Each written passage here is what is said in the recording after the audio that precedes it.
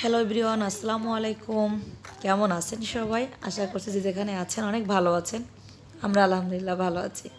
চলে আসলাম Salma Portugal blog page থেকে ছোট্ট আর একটা ভিডিও নিয়ে। আশা করি ভালো লাগবে। ভালো লাগলে কী করবেন, সর্বপ্রথমে একটি লাইক দিয়ে দেখা শুরু করে দিবেন। তো আমরা চলে আসলাম নদীর উপরে আসার পরে এই যে এত সুন্দর দৃশ্য, এত সুন্দর জায়গা, ভিডিও না ধারণ করে পারলাম না আপনাদের জন্য দেখানোর জন্য। তো এই যে দেখেন অনেক বোর্ড দেখতে পাচ্ছি এখানে। এই বোর্ড দিয়ে কিন্তু মানুষ সাগরে মাছ ধরে, আর এই বোর্ডের আশেপাশে কিন্তু প্রচুর মাছ।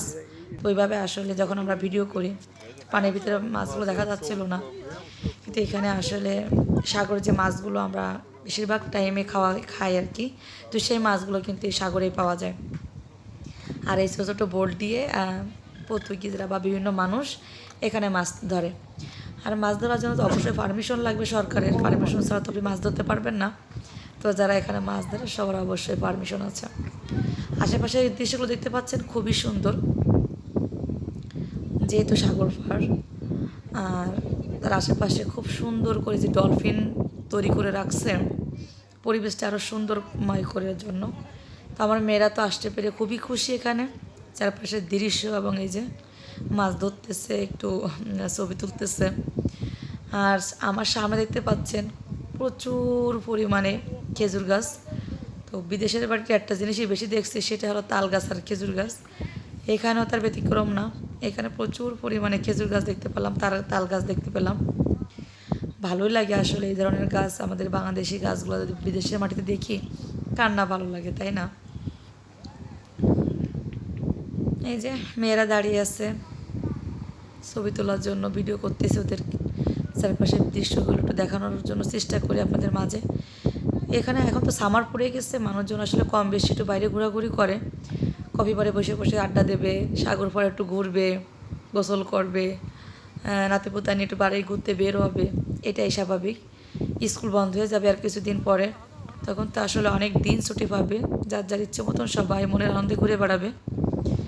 আমরাও ইনশাল্লাহ অনেক জায়গায় বাইরে ঘুরতে যাব, অনেক অনেক নতুন নতুন ভিডিও ধারণ করব, আপনাদের মাঝে শেয়ার করব দেখানোর জন্য।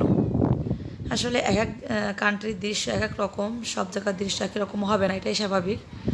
যেহেতু আমি পর্তুগালে থাকি, চেষ্টা করি আপনাদের মাঝে নতুন নতুন ভিডিও ধারণ করার, কারণ ভিডিওর মাধ্যমে আপনারা কম বেশি হলেও দেখতে পান।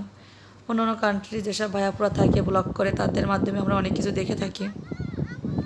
আপনারা তো দেখবেন, অবশ্যই কমেন্ট করবেন, ভালো লাগলে কী করবেন, ভিডিওটি শেয়ার করে দিবেন, অন্যদেরকে দেখার সুযোগ করে দিবেন। সবসময়ের জন্য সাপোর্ট চাই আপনাদের, যেমন করে সবসময় জন্য সাপোর্ট করে আসছেন। আশা করি আপনাদের সাপোর্ট পাবো সবসময়ের জন্য।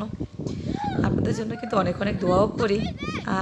ভাই বোনগুলো এত কষ্ট করে আমাদেরকে সাপোর্ট করে, তো মন থেকে অনেক অনেক দোয়া সেসব ভাই বোনদের জন্য, যারা মন থেকে আমাদেরকে অনেক অনেক ভালো জানে এবং মন থেকে সাপোর্ট করে। কেমন লাগছে অবশ্যই কিন্তু সবাই কমেন্ট করে জানাবেন। কমেন্ট করতে কেউ কিন্তু ভুলবেন না।